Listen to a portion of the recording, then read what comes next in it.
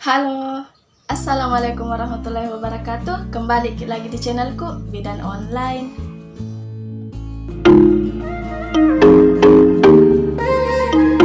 Untuk yang belum subscribe, silahkan untuk klik tombol subscribe dan jangan lupa untuk aktifkan ikon notifikasi atau gambar lonceng karena masih ada banyak hal yang akan saya bahas di video selanjutnya. Jadi jangan sampai ketinggalan, Moms. Terima kasih.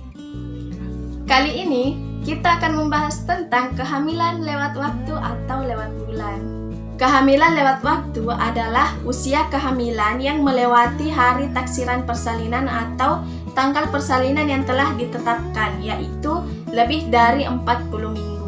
Biasanya, hal ini disebabkan oleh beberapa hal. Yang pertama adalah karena HPHT atau hari pertama haid terakhir itu salah. Jadi biasanya moms tidak ingat hari pertama haid terakhirnya, sehingga pas pemeriksaan pertama dan ditanyakan oleh bidan, mereka menjawab ya mungkin bukan tepat pada hari pertama haid terakhirnya itu. Dan beberapa orang yang lupa atau beberapa ibu yang lupa, biasanya mereka hanya menerka-nerka tanggal yang ditanyakan. Dan kita sebagai bidan mulai menghitung dari tanggal yang disebutkan itu, sehingga kita bisa dapatkan hari taksiran persalinan. Penyebab yang kedua adalah karena adanya riwayat kehamilan lewat bulan sebelumnya. Yang ketiga karena bisa jadi janinnya adalah laki-laki. Yang keempat karena ibu mengalami obesitas, dan selanjutnya bisa jadi itu karena faktor genetik, dan bisa juga karena itu merupakan kehamilan pertama. Saat moms mengalami hal seperti ini, sebaiknya di usia kehamilan 40-42 minggu itu jangan panik dan jangan terlalu memikirkannya. Sebaiknya moms rajin-rajin untuk memeriksakan kehamilan. Tapi, ada juga beberapa ibu yang apabila mengalami hal seperti itu, mereka berpikir bahwa tidak perlu memeriksakan diri ke pelayanan kesehatan atau tidak perlu konsultasikan ke bidan. Karena pada saat waktunya nanti, bayi itu akan lahir. Tapi, itu adalah pemikiran yang salah, moms. Jangan lakukan itu. Karena, apabila tidak ditangani dengan cepat, maka akan menimbulkan resiko atau komplikasi. Di antaranya adalah, yang pertama, janin akan mengalami kekurangan oksigen.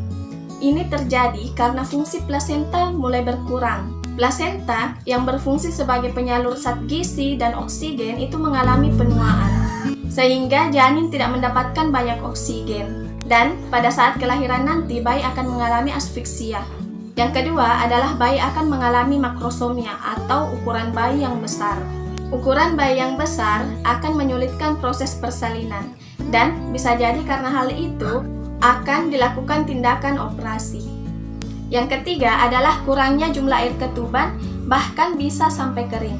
Berkurangnya air ketuban ini dapat menyebabkan penekanan pada pembuluh darah tali pusat, sehingga suplai darah dari ibu ke janin itu tidak lancar. Yang keempat, bisa saja terjadi kematian pada janin atau pada bayi yang baru lahir. Yang kelima adalah terganggunya sistem pernafasan bayi karena menghirup tinjak pertamanya atau mekonium yang terdapat pada air ketuban. Yang keenam, bisa jadi bayi yang lahir itu akan mengalami gangguan fungsi otak.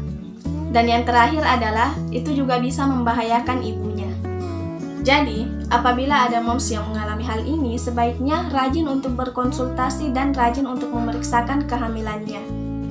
Oke moms, sekian dulu video dari saya. Apabila moms merasa bahwa video ini bermanfaat, jangan lupa untuk klik tombol like dan share agar banyak orang yang mendapatkan manfaat dari video ini. Terima kasih.